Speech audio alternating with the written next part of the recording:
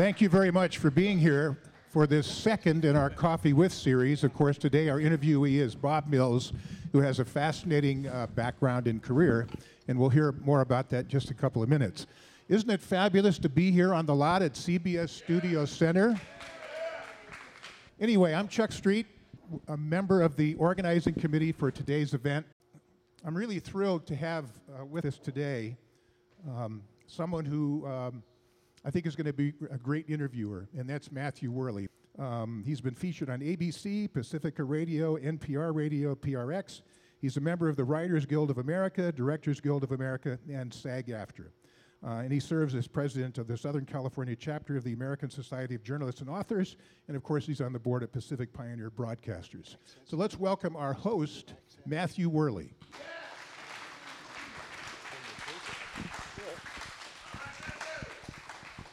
Thank you, gang. Thank you so much. Bob Mills, as you all know, has enjoyed a more than 40-year career in media and Hollywood screenwriting for such notable personalities as Dinah Shore, Dean Martin, Bob Hope, and through work with those people, wrote for many of the most significant figures working, including Johnny Carson.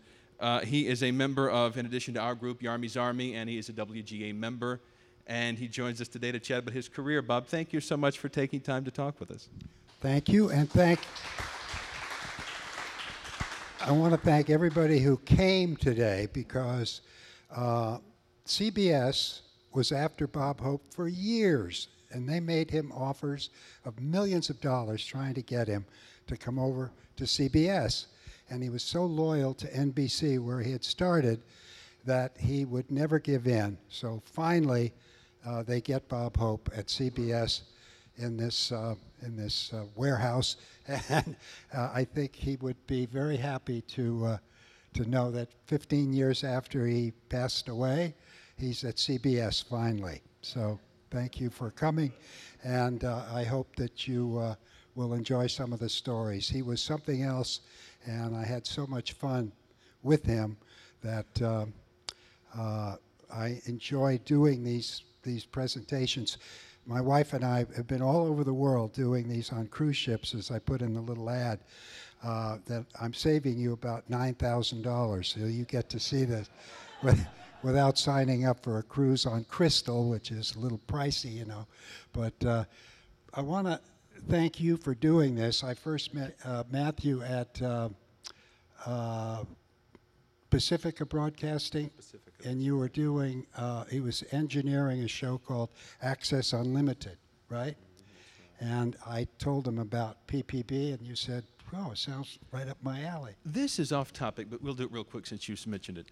Bob came in to tape a show. The first time we actually maybe met doing something else, he came in to tape a book show that I do that Chuck mentioned.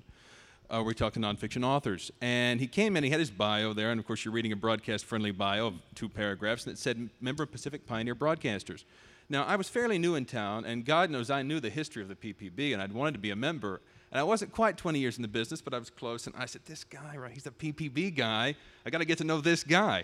And interestingly enough, you and I did get to know each other quite a bit in the intervening years, and by that time I had more time in. But you're the first person, you're the first person I met, I think, in LA who was a member of PPB, and I wanted to be a member. I may have met Shotgun Tom before I met you, I'm not sure which, but probably I met you first. But both of you were very kind to me when I first came into town before I was a member, so thank you. But let's talk about Bob Mills. Boring. We won't set this up the way we would if it were a longer form interview, but let's just briefly set it up.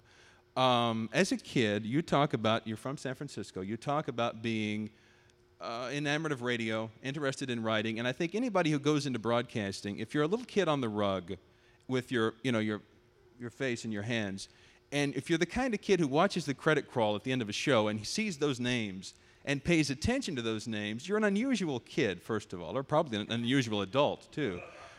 You have no idea. And you say that as a little kid, you were listening to radio and paying attention not just to the stars, but to the names of the writers. I knew all the writers on the Jack Benny program, because on radio, they used to say the writers' names because you couldn't see anything. Jack Benny program, written by, Sal Balzer, all these people. And then later on, when I got to actually work with them, I was like in awe of these legends, because I had grown up so closely listening to the radio. I just loved radio because it was like television, but you had to work at it. And I think television never is as good as radio, and you can't describe it to kids who aren't really familiar with what radio was, but you just say it was a little box and all you could hear was sound. They can't imagine what that must have been like, but you knew in your own head what everybody looked like. So when I would meet people that I had heard on the radio for years, I was sitting one day at a luncheon, and Meet Corliss Archer was sitting at the table, and I had listened to all of her programs, and I just couldn't believe that I was actually breaking bread with her and talking about the old days and stuff.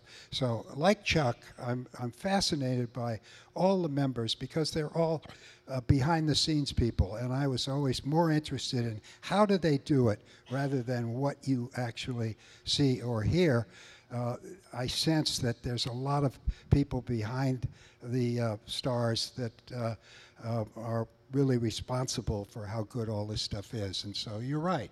I was a weird kid, and it carried me a long way because I used to be able to recreate radio for the nuns who taught me in school because they weren't allowed to have a radio. And I listened to a program and they loved this. It was called Life with Luigi. And remember that show? And I would remember all the jokes, and then I would recreate it the next day. And I had them all in my pocket because of that, and learned very little in school because I didn't have to. They let me go because I entertained them, So I knew early on the power of creative jobs and how powerful comedy can be. If you can make people laugh, you have them right away. And I got through college, a lot of courses I didn't know anything about. I would do a witty exam, and I'd be told later, you didn't know anything about this topic, whatever it was, but you made me laugh at 3 o'clock in the morning when I was correcting the blue book, so I'm giving you a B+. So, and then I kept doing that all the way through law school. I hated to memorize laws and things, but I always was. I love to take advantage of the fact that I had this knack of saying things that would make people laugh because it's fun. When people laugh, they love you. They like you, and I need to be loved all the time. So you've sensed this, but that's why when I got into the business, it was so much fun to be part of it. And I still, to this day, still pinch myself that I got to do this and make money at it and have a big house 5 minutes from here over there just across the river. And it was just such a great ride that I had in show business. I hope that some of that comes across in our stories and stuff.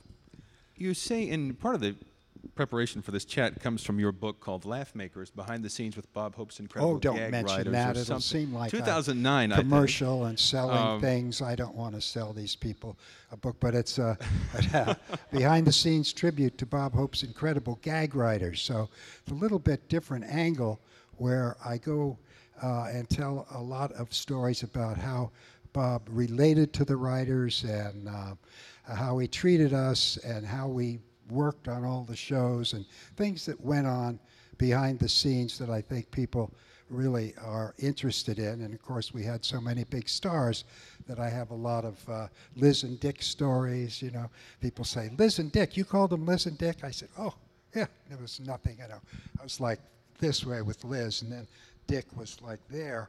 But and it was unreal the whole time I was doing it because I got started late in the business. I was 40 years old, so I always had a sense that I was seeing history in the making and that this was the end of an era, and that was a big advantage because I knew every time that we had legends on the show like George Burns, and you're going to see a clip today that I brought from a show that we did called Tribute to Vaudeville.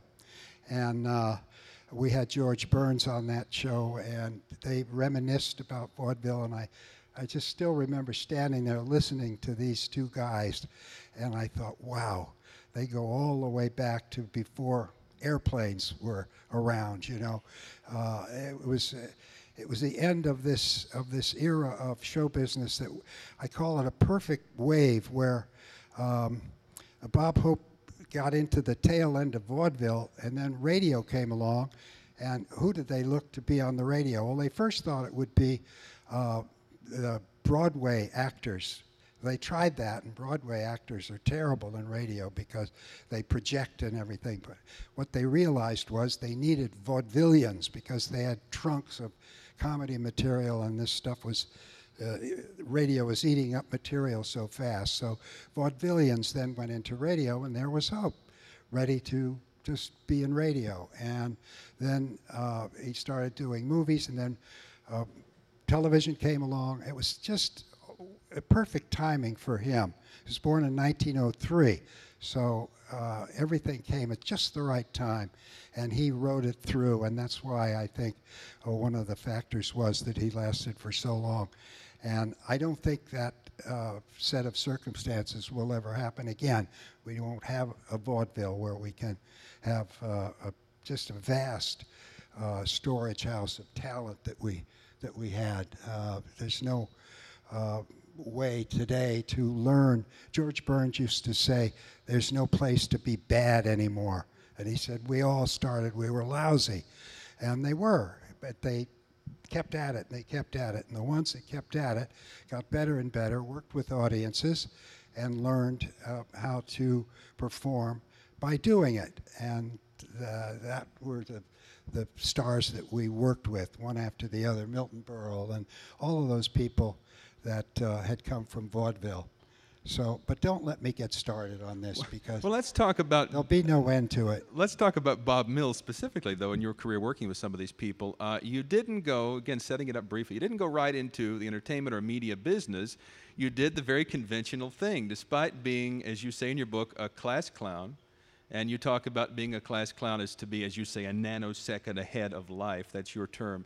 You didn't do the sort of chancy thing. You did the button-down thing of very respectably and very sensibly. You've got a law degree and began practicing law.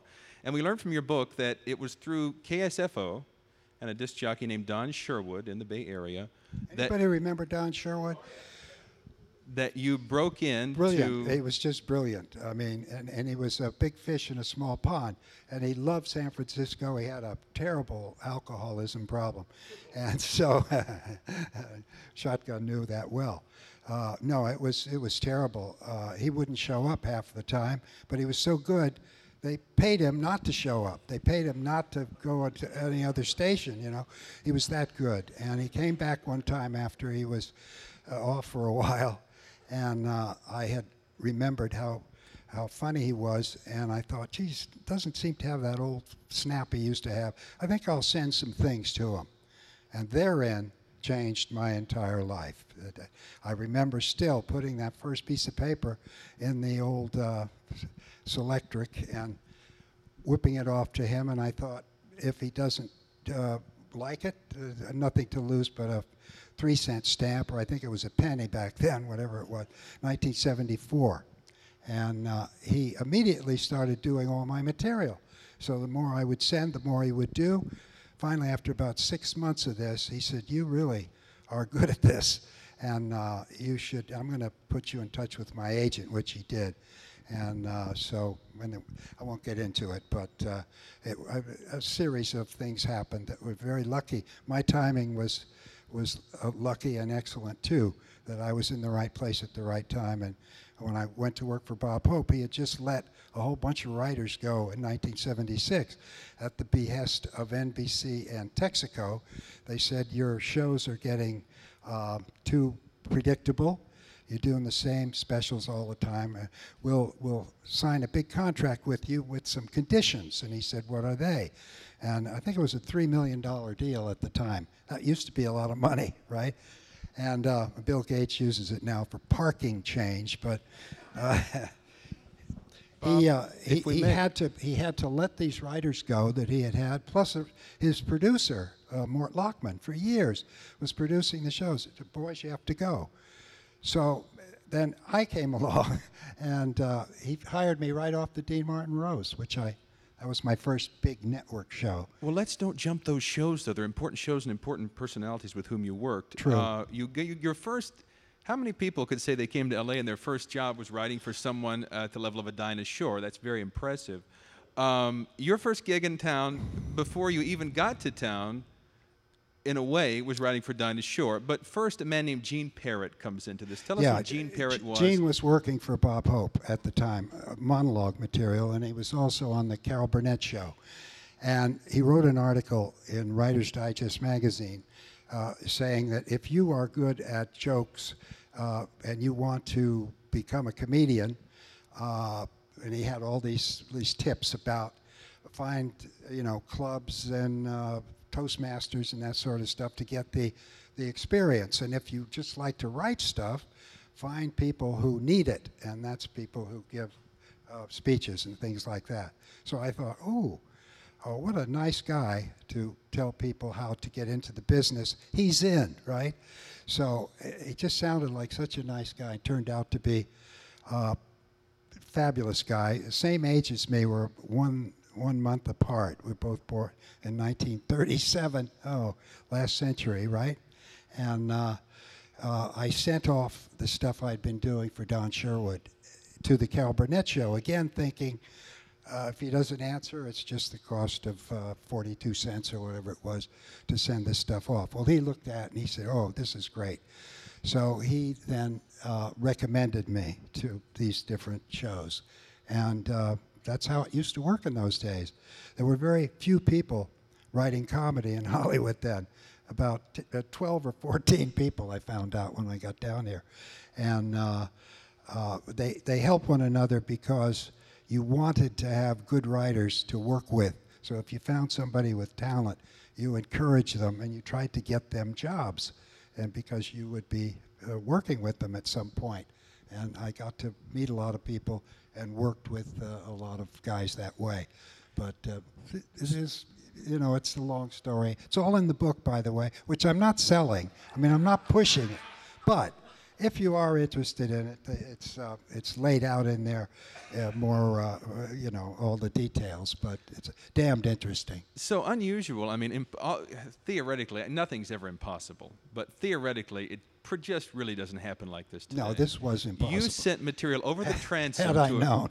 You sent material over the transom to a Carol Burnett writer, yeah. And he liked it so much he called you on the phone. Yep. And within a short time... He liked it so much, he said, "I've got an assignment for Bob Hope coming up, and I think you can do it." And I said, "Really?" "I've seen Bob Hope a few times." "Yeah, maybe." He knew I had an ear. See, comedy writing for television was just that. You have an ear for how the person speaks, and you can put words in their mouth. It's pure and simple. You either can do it or you can't. I think that there's this kind of an inborn thing. You either have it or you don't. Now, when I worked on the Dean Martin roast, it was fabulous because we would get an assignment, and one day we'd be writing for Orson Welles, and then we would finish. Harry Crane, the head writer, would say, "Okay, who do you want next?" And you pick on the board. They had cards, And when we first started, we would get the dregs. So the next time I might be writing for Dr. Joyce Brothers. Will you try to make Dr. Joyce Brothers funny? That's and talk not like Orson Welles or Zsa Zsa or all of the other people that we had on the show. I look at the show now today. It still holds up because Greg Garrison, the producer, smartly said to us, "Don't use any references that'll date this stuff because I'm going to sell it later, and I think it'll last if you don't say who the president is or anything like that." So we didn't. We did generic jokes.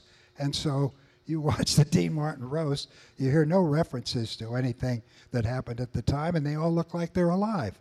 And the building isn't even there. That was taped at the old MGM Grand that they tore down for the new MGM Grand. But you look at the show, and it was like it was taped last week, or the night before. Remarkable business that we're in, really, where these people live on. I hear Dean Martin, it was a wonderful guy, by the way, and such an interesting, nice guy.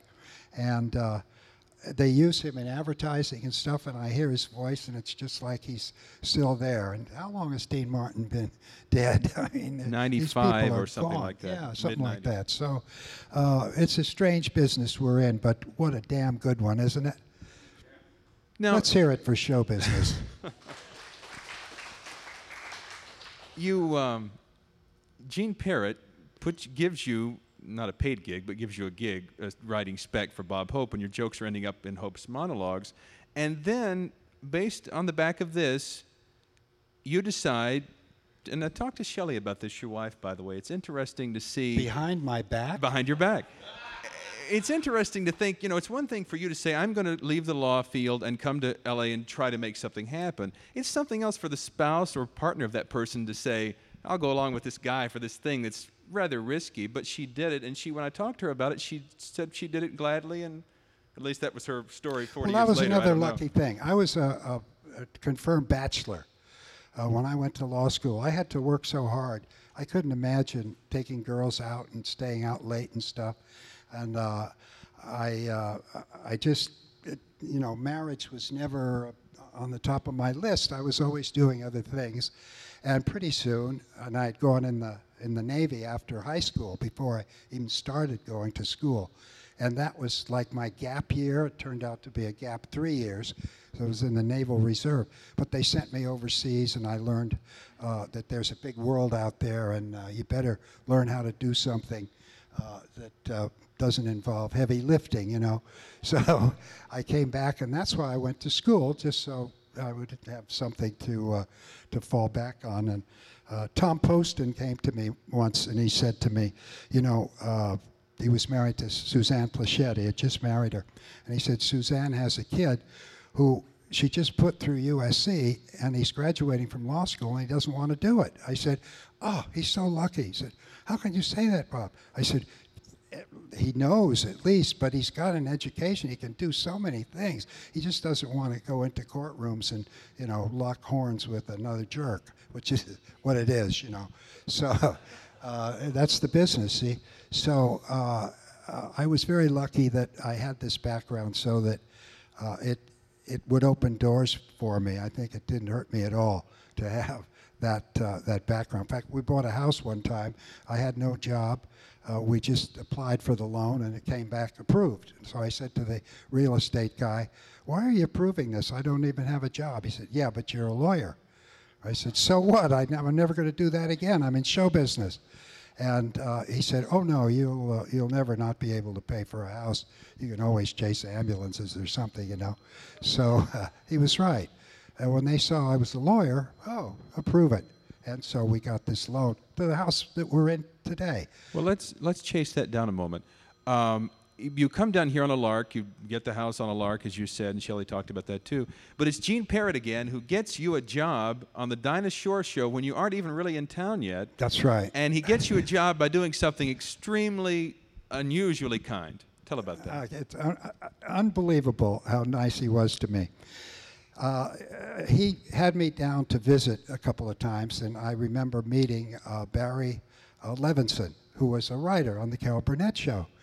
And we had lunch, and Barry Levinson went on to become this big director and everything, But it was way back, and they taped the Carol Burnett show at Television City, and a lot of you guys worked there.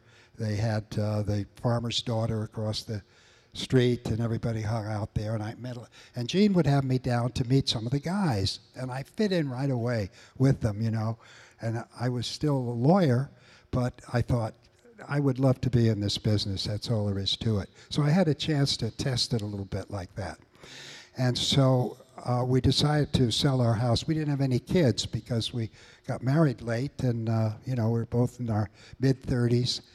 Late 30s by this time, and mid-30s. I think I was 35 or something like that. Shell was 34. So we sell our house in Los Gatos, which before Silicon Valley came along and all the computer stuff in Menlo Park and all that. I practiced in Palo Alto, of all things, Now I mean, it's like in the paper all the time, but Facebook is there, and all these big rich people live there. God knows what our house is worth. It was a little condo, but Los Gatos was, and we made enough on that. That was our starter home. I used to commute from Los Gatos to Palo Alto. And so we decided, well, let's pull up stakes. Gene says I can fit in down there, and I thought I could. And so it was a calculated risk, but not just a flyer, although our families on both sides thought we were nuts, He's going to do what? And you couldn't believe it. So what the hell? So I wanted to do things that are enjoyable, as we all know in show business. Do something you enjoy, and you never work again because they hand you money to do stuff that you like. So, and I never liked doing law, actually, that much. I don't like confrontation. Can you imagine? A lawyer doesn't like confrontation. So I'd settle everything. And I had a partner who was the same way. I said, Bill, finally, we don't take any cases anymore, but we would refer them to other guys, and we'd get a little piece of the action because we would know who to send people to get the expert guys and stuff. So we were doing a service, but it wasn't very much like courtroom law that we both didn't like. So anyway, Gene then we come down to look for housing, and I said, Gene's been so good to us that I don't want to call him because he'll think that we need help in looking for a place. So we're just down here without telling Gene. And there's a real estate guy at my house. So Gene calls, and he says, where's Bob? And he says, he's down in Southern California house hunting, and I'm selling his house in Los Gatos right now. We have an open house today. Really? Oh, well, so now he doesn't, did he leave a number? No, he hasn't called in yet. Okay. So now Gene gets a call from a producer that he had worked with on Laugh-In. He started on Laugh-In. And the producer was now working at Dinah Shore and said, I need a writer for Dinah. Can you do it, Gene? Because it's right up your alley. She needs some monologue jokes for Las Vegas. She was going to Las Vegas. And Gene says, well, I'm very busy right now, but I know somebody who can do it. And he writes just like I do. Little did she know, exactly like he did. So anyway, he can't find me, so he writes the material, sends it over to the Dinah Show, and puts my name at the top. This is what he did. He was such a guy. Oh, I love him. So he then, the next day, and he's waiting till I call the realtor. The realtor gets a call from Gene. Has he found him yet? No, second day. Can't find him. Oh, God. So has to send another batch over to. So finally, on the third day, I called Gene finally. And he said, where have you been? I said, oh, get over to CBS right now. You've got a job on the Dinah Shore show. I said, really? Oh, really? At CBS Television Center, Television City. So we drive over there. I book into a motel. Shelley gets in the car and heads back up to sell the house, and I am going to report on Monday morning. And I said to Gene, how funny was I? She says, funny enough, she's picking you up, and she's coming back to L.A., and you're now working for her. So I have a job. Can you believe this? Lois is looking at me like, you've got to be full of crap. But, oh, really? And I mean, nice guy or what? See, he didn't want me to lose this opportunity because he knew once I got started, I would have my foot in the door, and then I could go on my own and actually write some things myself, right? So I went over to Dinah Shore and finished that season, and we got hired off of that. And Gene again told me about the Dean Martin roast. They needed a couple of guys, and I had worked with a guy named Mel Chase. And I said, well, we're not actually partners, but he's done comedy, and so they only hired pairs, see? So we went over there and were hired on the Dean Martin roast. And then I got hired off the roast by Bob Hope.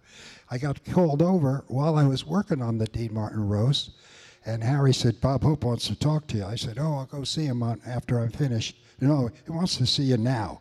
I said, well, I can't leave work. Yeah, you can. Garrison says it's Bob Hope, so go over. So I get on my bicycle. I used to bike to work, bike over there. And I go to Hope's house, and I see him for the first time in the flesh, and here's this guy that I've been writing for, but he doesn't know it. I've been writing through Gene Parrott, see? Gene recommended me. So he said, how much time you have on the Dean Martin roast? I said, about 6 weeks left, I think. He turns to Elliot Kozak, his manager, and says, he can work on my stuff in the evenings. So he signs me right there. Now I go home to Shell, and I said, guess what? We're working on 2 NBC shows with 2 of the biggest people at NBC, Dean Martin and Bob Hope. It was unreal. It's like winning the lottery, which is going to keep paying off indefinitely. Better than the lottery. Doesn't stop, right? Can you believe that story? Let's hear it for that. But all because of nice people, and especially Gene Parrott. And everybody says, well, luck has a lot to do with show business. But you got to be ready. See, he knew I could do it. And he knew that if he stood behind me, he wasn't taking any chances that I would be able to do it, which I was. And so it's just a fabulous story that changed our life, because here I am. You know, you wouldn't be here to listen to me tell stories about practicing law in Los Gatos, believe me. Let's talk about Dean Martin for a second. It's interesting. It's become almost a cliche that Dean Martin didn't like to rehearse. I had Rich Little on the radio a while back. He had a book out, and he mentioned a story about being backstage at the roasts, and as they were about to go out and the music was playing, he said, Dean turned to him and said, who are we honoring this week? Yeah. And he said Dean didn't know and he didn't care. Now, you say in your book that in all the time you wrote for Dean Martin, you never met him. We never met him because there was no reason to meet him. We wrote the show over across the street from NBC in a converted motel, which is now a big high-rise that they just built a couple of years ago. But we would all gather there. There was 5 teams of 2 guys each, and we had a head writer named Harry Crane, who was Melissa Gilbert's grandfather, and she was on Little House on the Prairie. Harry went way back. He wrote some movies in the 40s and stuff, and it was a character, and a lot of you probably knew Harry and heard some of his stories. He was just a fabulously funny guy. But if he liked you, boy, he'd go over. You really, for me to have drawn him early on as a head writer, I was so lucky there because he took a liking to me, and it was fabulous. So we would write the show, and then the guests would come by, and we would rehearse with them. And Garrison had a rule that he didn't want any of the guests on the roast to hear any of the other guests, so that it would all be fresh material. So we never rehearsed that show all at the same time. We would rehearse each bit separately with each guest, away from the first time we would see them all together was at the MGM Grand, and we wouldn't rehearse there either. They would just have it set up, and we would all go in there, and these people would be shaking hands and stuff, and all these stars were there. We used to tape 3 shows on Saturday, 3 shows on Sunday, 6 shows in a row, and had all the stars on that same weekend. So the people that were at the MGM Grand, I mean, are rubbing shoulders with all these different celebrities, and what is this, you know? And so we would fill that big MGM Grand place where we taped, and then Dean would actually fly in at the last day before we would tape, about 2 hours before taping, go up to his suite. Harry would go in with all of our material, and Dean would look at it once and just go through, and Dean had an opening monologue that was written by Harry, and he had a partner. I forget the guy's name, but the partner would help. Paul Keyes, I think. So Paul Keyes would go in there, and Harry would go in, and Dean would take the cards, and I think Barney McNulty was working back then for Dean also on that show. So he said, okay, Barney, hey, it's great to be back. Good. Yeah, I'd like to. And he'd look, what's that 4th joke? What's that mean? And Harry would say, Paul? And turn to Paul like, that's your joke. I had nothing to do with that, Dean. Harry was something else. Anyway, that was all Dean needed to do. Now, when Dean was doing the variety show, he never rehearsed sketches either. You had stand-ins. Greg Garrison would play him. They would tape the rehearsal with the guest. Dean would watch the tape of the rehearsal and then just memorize the jokes that he had, the lines he had to say, and remember them. He was that smart. Not book smart, but just streetwise, you know? And liked to play golf rather than perform.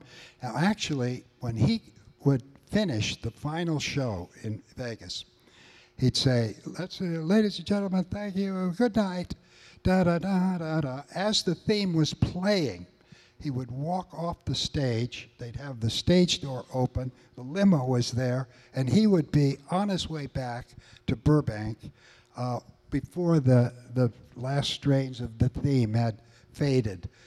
He could not wait to get out of Las Vegas. He just hated it. This was well past the old, Rat Pack days and all that. We had Sammy on our show a lot, and Sammy used to reminisce. And he'd say, boys, you have no idea what that was like. It was something. Now, Dean, who had the image of drinking, did not have an alcohol problem, but Frank Sinatra did. Frank Sinatra was terrible, and he was an insomniac. So he wanted everybody to stay awake because he just hated to turn in. He couldn't sleep. And so Sammy would say, we would sit around with them. It'd be 3 in the morning, and they'd have these ring-a-ding girls, coming in and out. His eyes would just get big, and he'd say, oh, you have no idea what that was like.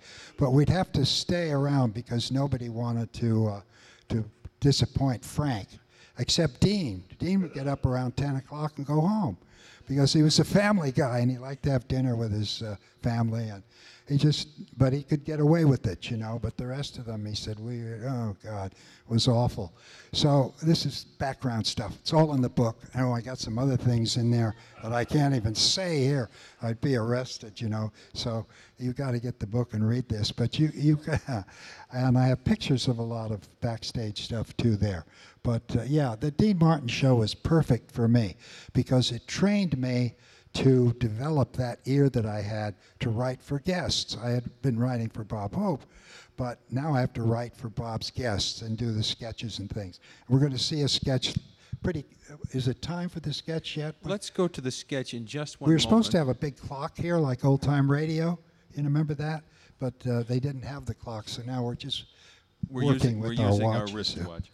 Let's set up Hope a little bit before we go to the Okay. clip, which is it's on the back or from the work on Dean Martin's roast that you get the job with Bob Hope. Yeah. You say in your book that when you signed on to write for Hope, it was akin to entering an ancient religious order. A contract to write for him was considered guilt-edged. Yeah. Basically, you say he pretty much never fired anybody. No. However, you got the job with Hope on the back of the fact that NBC did force Hope to fire Yes, some he didn't fire them, but he was told to fire them by Texaco and NBC, so he turns to Elliot and says, take care of it. To Elliot, who's got to tell people who have been with him, some of them for 30 years, don't come back, you're not on the show anymore. Can you imagine? So the next season is coming up, and Hope says to Elliot, we have to have at least one writer who's worked with me before and knows how I operate, because he worked very different from any other comedian at the time or star. His methods were very different. And so Elliot says, well, we obviously have to hire somebody back. And Hope says, well, we could do it and not tell NBC or Texaco about it, but we'll hire a couple of guys back. Who should we hire back? Elliot says. And Hope says, who doesn't have an agent? You'll read a lot about this in the book. Hope had ways with money he was a brilliant, brilliant guy, saving money. So if you didn't have an agent, you wouldn't have to pay him as much. Said, well, Charlie Lee and Gig Henry, they got hired back. they got a call and said, we were a little hasty. Why don't you come back? So now I start with Gig and Charlie. I'm the new kid, and they're going to teach me how the show works. Gig was one of the most interesting guys. He worked with the OSS during World War II. And when we would do shows in London, he would take me around to places where he had been instrumental in passing off stuff. And the OSS preceded the CIA. And he was really one smart cookie, old Gig. I miss him. And he taught me so much. And Charlie was another piece of work, and a British guy that had been with Hope for a long time. So anyway, that was his staff. That was his TV staff for about 6 or 7 years. We did the entire China show, which I have 2 chapters on. In 1979, we went to China. First entertainer to be allowed, American, in there after Nixon and Mao had opened it in 1975. So I'll tell you things in there, and boy, talk about bugged rooms, and they play hardball. They really do. And they were afraid of Bob Hope because they had heard that, you know, he was very hard on politicians, and that he would probably make fun of communism. Oh, far be it from us to make fun of communism. But we would try to sneak this stuff by, right? Oh, well, a lot of stories in there about that. But it was just lucky for me to have been there at the time I was and have these things happen to me that way. Well, before we look at the clip, let's set it up. You had a 40-week contract to write for television for Bob Hope every year for something like 17, 18 years, something like that, which is in Hollywood is an incredible security for a writer. Give us a sense of, before we look at the clip, the working life of a Hope writer. How were the specials written? What was the process? Just to take us through writing a special. Well, he worked very differently. Most shows are written, they call it the room, where all the writers are in a room and they all pitch lines until everyone agrees that's a good line, and then they have somebody typing up, usually a gal types up, and then you end up with some sort of script. On the Bob Hope, you're rolling your eyes, right? Yeah. On the Bob Hope specials, everybody wrote separately, or teams wrote separately. And the reason he did that was he had learned in radio, when he had a lot of writers, that if you got them competing with one another, they would always turn in their best work, because they knew that, and not only in radio did you have to turn in material, you had to perform it. You went over to his house and you performed every sketch that was on the radio, that started in radio and then television. And can you imagine in a room with a bunch of other writers that you're competing with, and you're acting out the sketch that you've written? So you've got your best material. So this is the way he wrote. And then, but it meant he had to put all of this stuff together to get the sketch that would actually be heard or seen by the public. He'd do that on his bed. He'd put a little bit of this script, and then, oh, I like these jokes. And so you would be watching a sketch that you turned in, and it'd be 4 or 5 of your jokes, 3 or 4 of somebody else's jokes, 4 or 5 of somebody, and it would go around the table. And you'd rib them whenever you heard your own stuff, and they'd rib you. So we all had very sore sides and elbowing, you know, we're getting elbowed. And the monologues worked the same way. It was, you tried to get as much on as you could. And it was a very expensive way to work, because you were paying all these people, and you ended up having to stitch this stuff together. And it got to the point one time we had sitting around a table doing a read-through, rehearsing, and Brooke Shields was on the show, and they're reading their lines, and when it comes to page 6, and Brooke Shields says, "Oh, I've already entered, Bob. I'm already out here. It says Brooke enters." Oh, here, let me put. He had taken it, and he didn't notice that he took something from someone else's script, and he had 2 entrances for Brooke. So that kind of thing, you know.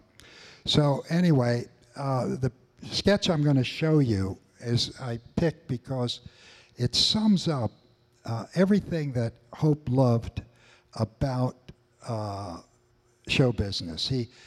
it's a vaudeville type sketch. It's from a show called Bob Hope's Tribute to Vaudeville. It's got a beautiful costumes in it. By that time, Bob was working on a 1958 rate card, which meant he was paying 1958 rates for everything that he ordered from NBC. So all of the costumes and everything, he could almost get it like a movie. He could afford to have all of this stuff rented, and you'll see how rich everything looks. The sets were beautiful. I did a sketch one time. I opened it up. I said, mountain cabin in the Ozarks. That's all it said. I walk into NBC, and they've got a cabin there that looks like something I would love to have at Big Bear or Arrowhead. I said, God, oh my, this looks, they had trees, and they said, oh, they've been working around the clock on this, about 35 guys.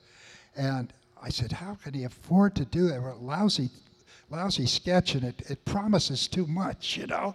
When you look back at the old Gleason show, they used to have almost a drawing of a sink in their apartment. You know, here we had this thing that looked like you could live in it, and fabulous stuff like that. So anyway, he was very, he loved costumes, so you'll see a lot of costumes. He loved product references. You'll notice I counted 17 references to products, and the reason for that was quick recognition. He realized in radio that the way you get people to laugh is they all have to understand exactly what you're talking about and get it right away. And any reference to a product that they all know is an advantage going in. Now, all you have to do is say something funny about that product. Now, the network hated it because they're in the business of selling the product name. Every time you hear the name of a product, they better get some money for that, right? Hope loved it. He just packed these things in because he knew.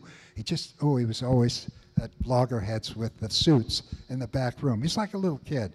And he'd get away with it because he was a big star, so he would do that.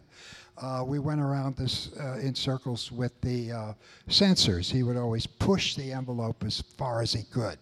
And I knew it, and I was responsible for some of his very close calls. But as soon as at rehearsal, if it got a laugh from everybody in the room, and there would be, wardrobe people, and if they laughed, it was in the show, no matter what the, and I have examples of that. I don't have time to go into them now, but in the book you will see some wonderful examples of, yes, there's Fred, and Lois's wonderful husband, Fred, is pictured in that book.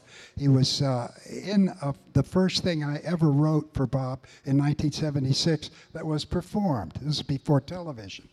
He was doing a 1976 bicentennial album, and Fred played a part, and I remember he was so thrilled because he was very young. We had Carl Malden that day. We taped it over at, recorded at Capitol Records, and we had Ray Erlenborn doing the sound effects, and it was a classy thing, and it was given away, I think. It's a collector's item now. If you run into it, grab it. They call it 1776 or something like that. Lois was going to bring it today and forgot, right? You forgot to bring it. Okay. Anyway, that's how we worked, and this sketch has two wonderful guest stars in it who were singers. And I said to him one time, why are singers so good at sketches? And he said, because they know how to tell stories. When they sell a song, that's what they're doing, telling a story. They have a story sense. So it's Steve Lawrence, Edie Gourmet, and then a surprise guest at the end that I won't tell you about. But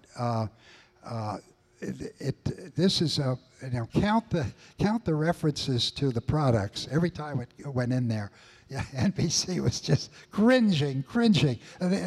These were accounts that were very big accounts and it went back to radio. It got so bad during the payola days, the guys that were in radio used to tell us, they would put a list on the board. If you needed a razor, an electric razor, a new one, all the guys would try to work in the product name of an electric razor, and then you would get a free one, And when I heard that, I thought, well, I'll just do Rolls-Royce jokes. And I did a lot, but you know, I kind of was past the payola days, so I never got one.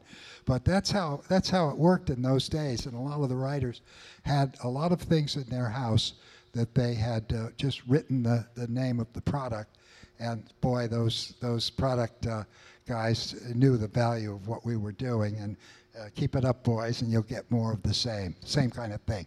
Anyway, this is I don't know if you were present the day that I was inducted into the Diamond Circle. This is when you're an admiral in this outfit. You get this, a diamond. See, it's blue, and the rest of you are white, right? This blue one means that you're always at table 1 or 2. That's the worst table you ever get, is table 2, maybe 3, right? With the blue. I don't know which one is table 2. Oh, once you get one of these, you'll find out. Anyway, I started with a joke. I told one big joke that I started all my shipboard shows with, because it sums up the best. It's a really happened type joke, and it sums up the best Hope's relationship with his writers. When he was in vaudeville, he learned to sleep in small segments. He would have to sleep in train stations. Sometimes he would go by and ask the cops if he could sleep in the jail, sleep on park benches. Vaudeville was tough in those days, so he learned how to go to sleep at will. And I'd see him do it. We'd be on a plane. He'd say, "I'm going to grab a quick 10. Okay, Bob." And he'd literally just pass himself out, and he'd be gone. What a great thing if you imagine being able to do that. Just out. And then 10, 15 minutes later, he'd come back, and he'd be refreshed. So the bad part about it is he never slept 8 hours in a row like the rest of us. And he lost track of time. You'll never see Hope with a watch on. He never wore a watch because he didn't care what time it was. And he'd call down sometimes and say, "What time is it?" And the gals say, 3 o'clock, morning or afternoon. You know, it just had no concept of time. And with his writers, if he got an idea, he would call the writer. And he had one writer he called all the time named Cy Rose, way before my time, but legendary story. So he would call Cy Rose, and Cy's wife said, "You know, every time he calls you in the middle of the night, I can't get back to sleep. You can, and he apparently can, but I can't, and it's got to stop." So Mrs. Rose says, "Well, the next time he calls, let me answer." So Cy thinks, well, she'll read the riot act to him, and but I'm not going to tell him anything, that's for sure. I love this job, see? So a couple of nights later, the phone rings, and it's Hope, and he says, "Hi, this is Bob Hope. Is Cy there?" And she says, "Gee, Bob, Cy told me he'd be working with you tonight." And without missing a beat, he says, "Oh, here he comes now," and hangs up.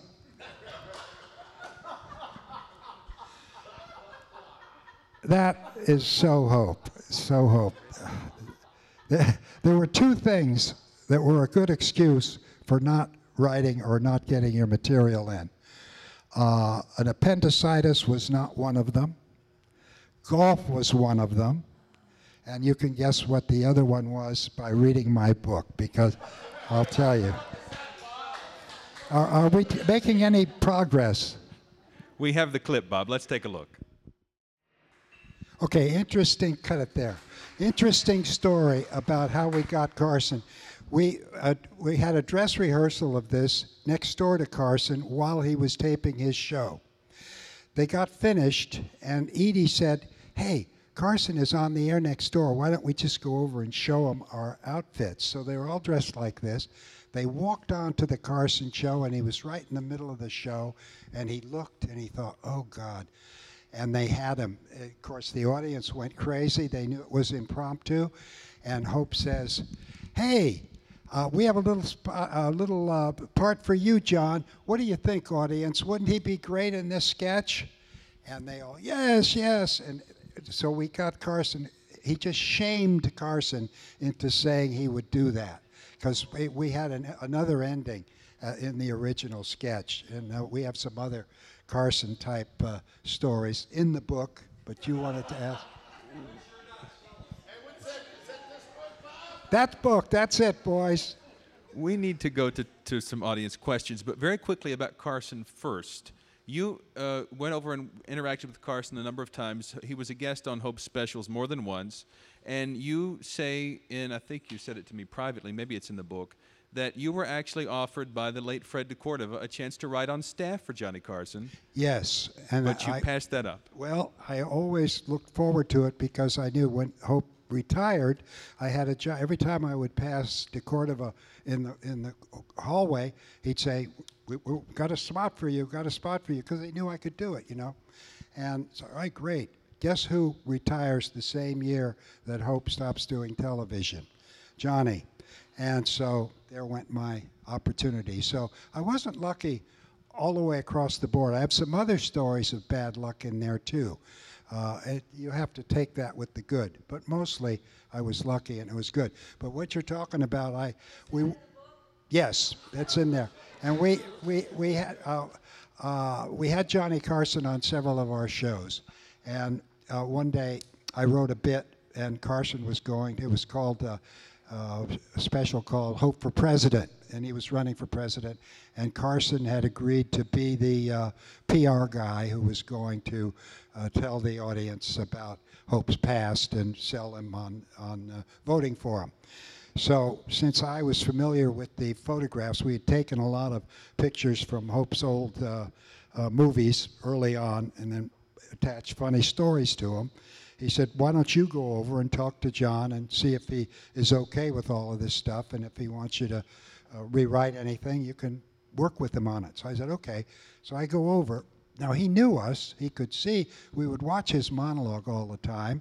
He knew Bob Hope's writers and by sight. I had never met him before, but he came in, and I remember thinking, boy, he's ill at ease. He's not relaxed with me, because I could see his veins. He was tight, Turns out Johnny was a very shy guy and admits that he was only comfortable when he was in front of the room and he owned the audience.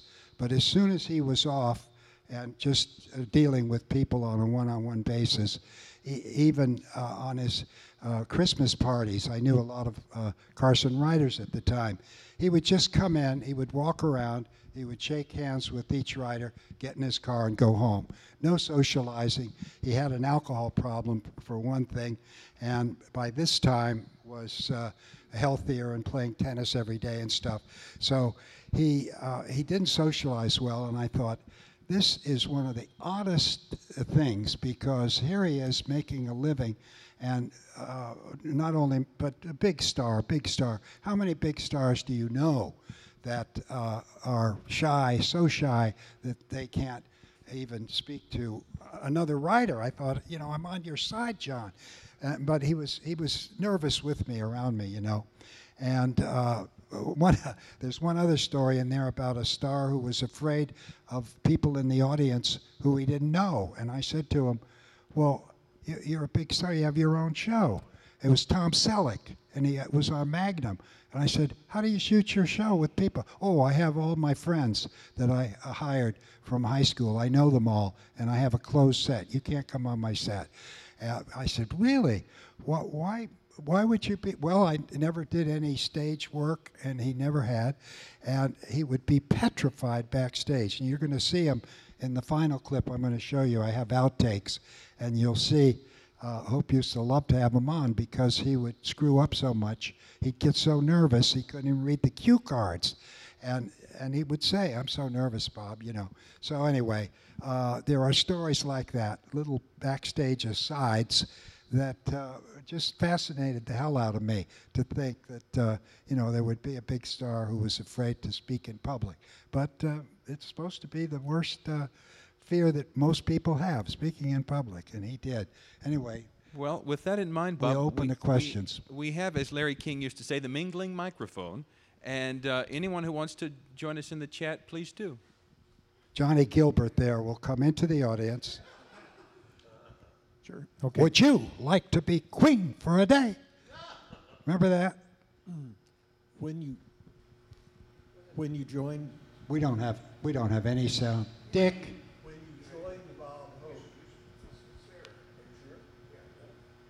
when you joined Bob Hope, he had just cleaned house, so you were part of a new group of writers. How many writers were there? He besides hired you? back Charlie Lee and Gig Henry because they didn't have an agent, and me.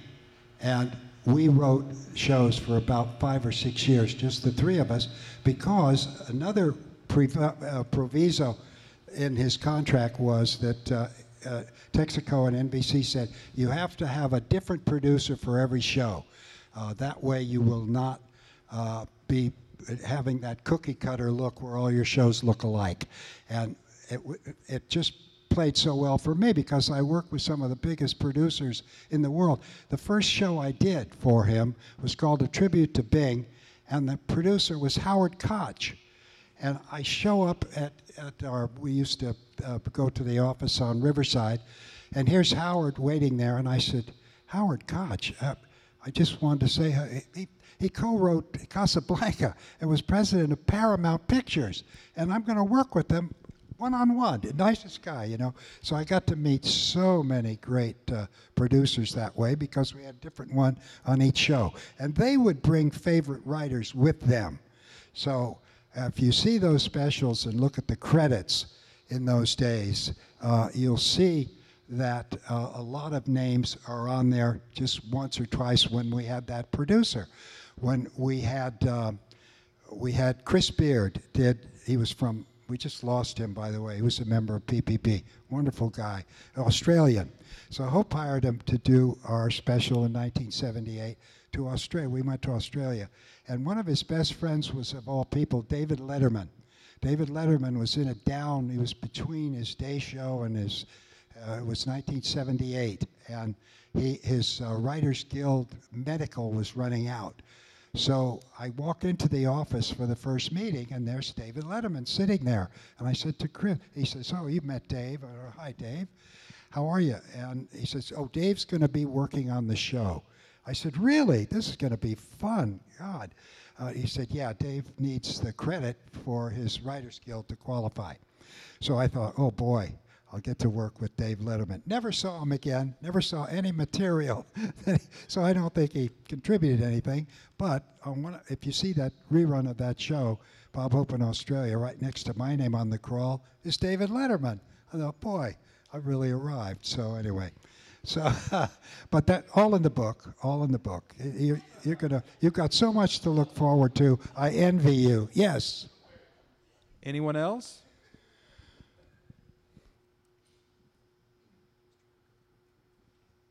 I think this pilot may be picked up. What do you think? I hope it's a miniseries. Well, I hope we're setting a gold standard for coffee withs. What do you think? Yes? Thank you. You got to find old writers. Yes. I wanted to know who was your favorite star that you worked with, and what was Jack Lemmon. Everybody asks me, that. It's a common question. He was just such a non-showbiz type guy. He was like a little kid. He loved writing songs. He went to Yale, and he's a preppy type guy. Came from a rich family, you know about that. And so he was different, and he never struggled much, I don't think, and just had fun. I was just reading his biography, a book called Lemon. And he was just a very, very interesting and nice guy. And I was smoking cigars in those days, and he used to give us Cuban cigars that he had smuggled in from Cuba. And they must have cost a fortune, but he was very generous. Never had one since. Yes.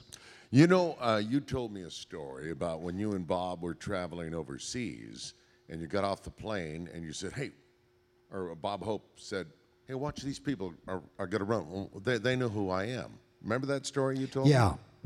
In China, when we did the China show in 1979, he went to Henry Kissinger. He wanted to be the first one in there because Nixon and Mao had signed the trade agreement like Trump is supposedly doing now, you know. Only we used to get along with other countries. So they signed a trade agreement, and somebody was going to be able to do a show there, but he went to them and he said, "You owe me from World War II and Korea and all that USO stuff. You better answer to me, Kissinger." Yes, Bob, don't worry, you know.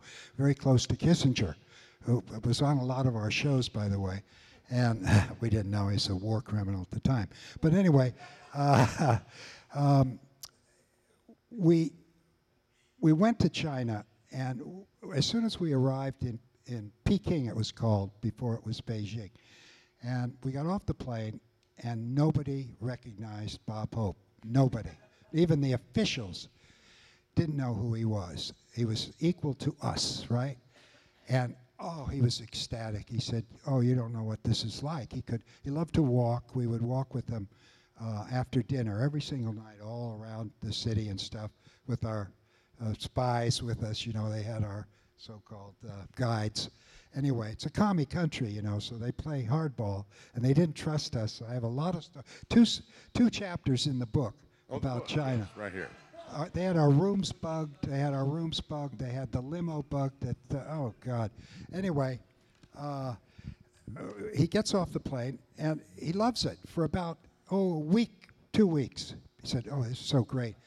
Nobody pay attention to him, see? The only reason they'd look at us is we were Americans, but not because we were with a star. They had no idea who we were. And so after a while, he realized all he has is us. So he says, "You know, I'm getting a little tired of this, but when we get to Shanghai," we did 3 weeks in Peking and a week in Shanghai. We get to Shanghai, they'll know me there because, you know, that's British, and I was born in England, and so they'll know me there. So we get to Shanghai, they don't know him any more there than they did in Peking, see? So we're going down the street. The producer was James Lipton, who does the actor studio thing. They parody him on Saturday Night Live. I'm very close to Lipton because I spent a month with him and his wife, Kedekai, back in those days. He's a character. Anyway, we're walking down the business district trying to find a setting to do Shields and Yarnell we had on the show, because we had a language barrier, so we figured we'd bring a couple of mimes and we could do that. And the idea was going to put them in a window as mannequins and have them do the mannequin thing and have, you know, Chinese people come by and look, and it would be hilarious. That was the idea, see. So we're looking for a window to do that. So we're coming down the street, and it's dusk, and it's Lipton and, Bob Wynn was on the show, and a couple of other people, and Gig Henry and I wrote the show, and we're in this group, and Bob says, "Oh, look what's coming there." And there were a group of teenage girls, and they're holding up what looked like autograph books. They just come off a bus. So Hope says, "Guys, we're running a little late. I'll take care of the autographs. I'll catch up to you. Just keep going. I'll take care of it." So they kind of drift ahead, and I stay back with Hope, see? And the girls come running up to him, and he's beaming by this time, you know. "You got a pen, Bob? You got a pen?" And they run right past him and into a department store that I think was holding a junior Miss Kimono sale or something like that. What they had was coupon books. They had no idea who Hope was. Now, he had just been the big guy, see? Oh, big show business guy. And so his face just dropped, and he felt like an idiot because he said this, see? Now he's equal to me again. And he looks at me, and I looked at him, and he could see that I saw what happened. I had to say something to him. So I always ask people, what would you say to this legend who, you know, is like George Washington? What do you say to somebody? So the first thing came into my head, I said, "Well, Bob, you know, now you know what it feels like being a nobody." He looks at me and he says, "How do you stand it?" That's how fast he was. Great ad-libber. We have one in the back. Yes. How do you, you're supposed to write a joke for, say, Don Sherwood or Johnny Carson or Dinah Shore. Did you have a formula? How did you build a joke? From what? Did you have a certain system? How do you come up with funny stuff? Guess what it's all in? It's all in my book, How to Do It. You read that book, and you are going to be able to write for any star in Hollywood, because I tell you all the secrets. No, there's a knack for the joke that you have to be born with, but the rest of it is structure and tricks that you use, that you pick up from experience, and other people help you out. And I mean, I learned from vaudeville guys who had written in vaudeville, so I was very lucky to learn. But no, it's like anything else, and the more you do it, the easier it becomes, like anything else, because you get better and better at it. And the better and better that you get, the more money comes. I had an agent called Bernie Weintraub, if you remember. He's retired now. It was Robinson Weintraub Agency. Since Bob Hope didn't hire anybody on a long-term basis, and this was stupid too, worst advice he ever got. A baseball owner said to him one time, "You know, Bob, you should never hire anybody on a long-term contract, because if anything happens to you, like you get ill or you have to take time off, you still have to pay these people, whether they actually do it or not." Oh, well, I'll be careful there. I won't hire anyone on a long-term basis. I'll just hire them year by year. So every year he would hire everybody. Well, when my father heard that he worked that way, my father was an old union guy, you know, and kind of had at least had some permanence in his job. But when he found out that I owned a house and I was, you know, making payments and all that kind of stuff, and I was hired year by year, he could not believe it. But as I said, you couldn't get fired from Hope. You really couldn't, because he was very careful who he hired. But once you were in, you had to quit. You just had to walk away, like Larry Gelbart did, and wrote about it later and said, I had to walk away. And Larry went on to a big career, and a lot of writers did who came through Bob Hope's staff, you know. But Weintraub would, every year he'd call me and say, "This year I'm taking him to the mat." He didn't like Bob Hope. I said, "Well, I like him, and I work for him, so don't take him too far to the mat, and don't rub his nose in it, for God's sakes." "Oh, don't worry about that. You know, your job is secure," because he knew. It was just a matter of how much he could squeeze out of him. And so they would go back and forth every year. It was just terrific that I had such a good agent. Next. Alan Paris. Is that you? Bob Mills, that's Yes. me. I've listened to Hope over the years on radio and television when he guest stars, and I was wondering how you felt about his ad-libbing. Were there ad-libs, or were there written ad-libs? Well, you know, that's a good question. They say, was Hope funny? Well, he was very funny in real life. And, I mean, he didn't have anybody write for him, "How do you stand it?" He knew how to deliver that line, and so he was clever. However, when he knew he would need some lines that sounded like he would ad-lib, like when he went on the Johnny Carson show, and Johnny would be parodying with him, he knew what the subjects would be, so we would come up with what he called my ad-libs in my back pocket, and he would go on the Carson show as a guest with these pre-written responses to topics that he had been sent, because they tell you what Johnny's going to talk to you about. Well, Johnny would sabotage him because he hated him coming on the show and using the show as a billboard. I talk about that a lot in the book.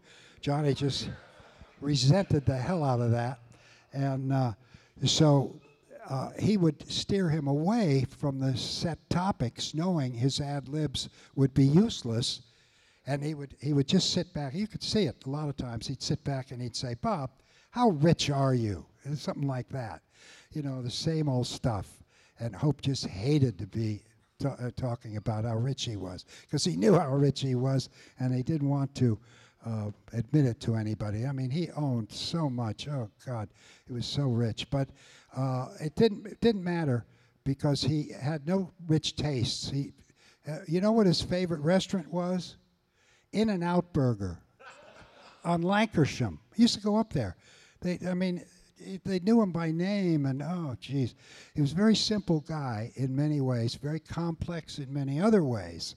And I talk about in the book how he wasn't cheap in the traditional sense. You know, he had a reputation as a cheapskate.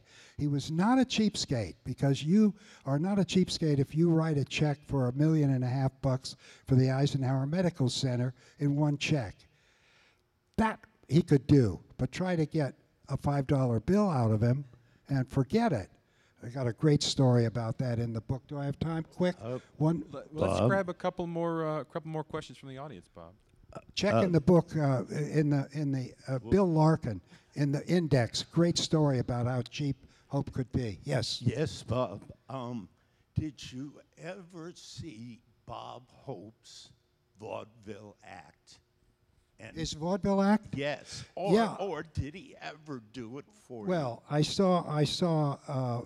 They had some wonderful clips on a recent show called American Masters. This is Bob Hope. Did you happen to see it, anybody? It's on PBS. Did you see me on it? Yeah.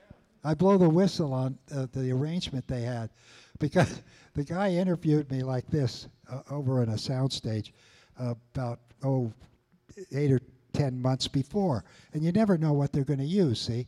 So I'm telling him all this inside stuff, and one inside thing that I had, Dolores had told me what their arrangement was as far as women and Bob, and you know, he had a reputation. Today he'd be in jail, but maybe not, because he never had to drug them, or it was consensual was his middle name. And she knew that going in, you know, so I tell the story about that. But I thought, oh, they'll never use this, because it never had been mentioned before. So I'm watching the thing myself, and I hear Dick Cavett say, he was also on the show, Will, you know, Bob was a serial philanderer. I thought, oh, he opened the door. And once he opened the door, I said, they're going to have me tell the story. And sure enough, they go to me. And and they left it in. I look up and I say, forgive me, Bob. And I tell the story, right? Because it had come right from Dolores. So I know that, and you know, they've all gone by then. And so it was okay, I thought.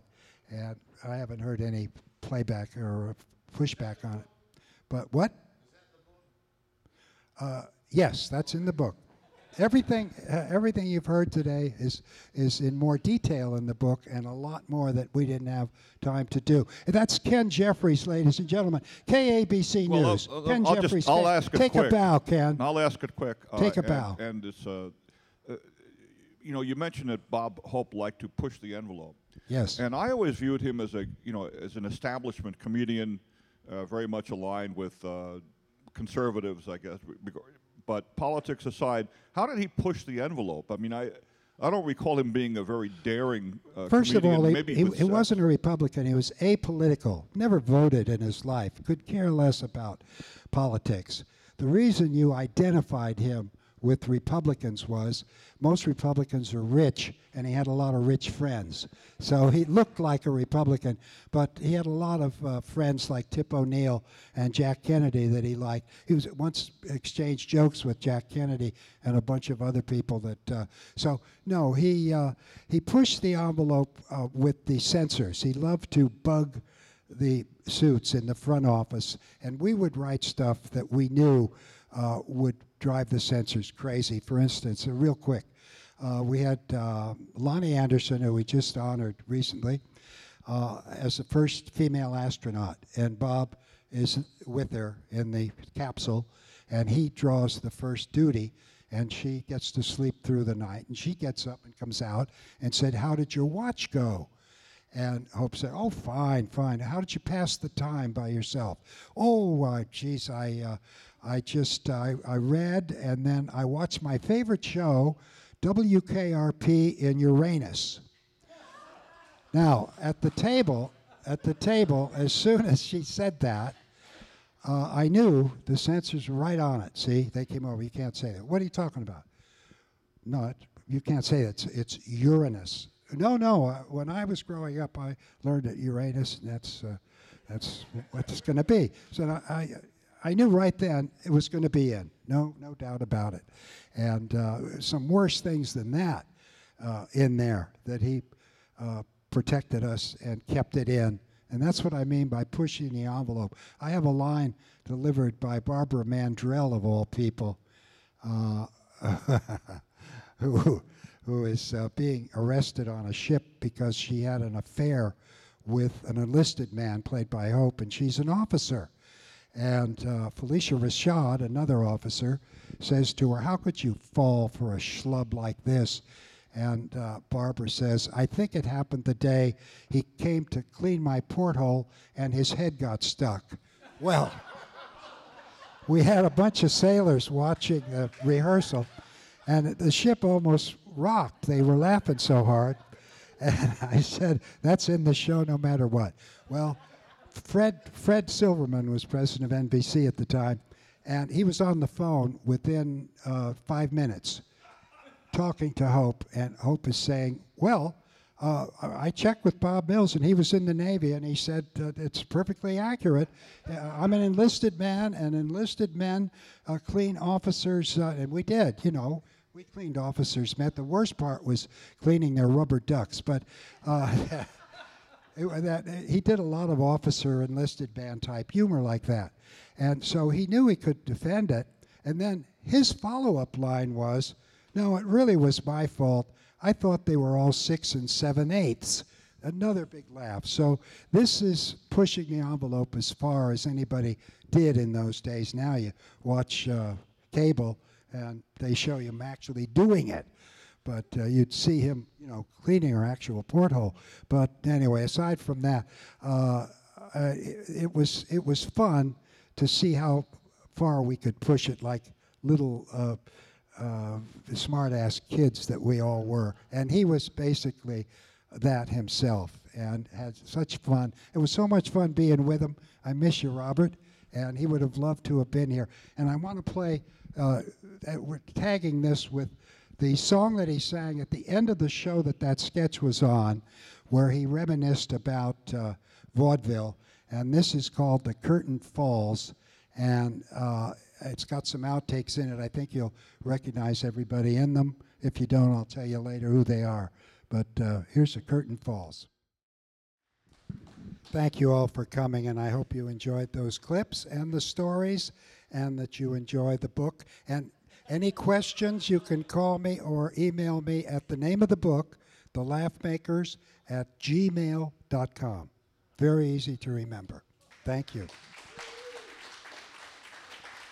And to think I got paid for this.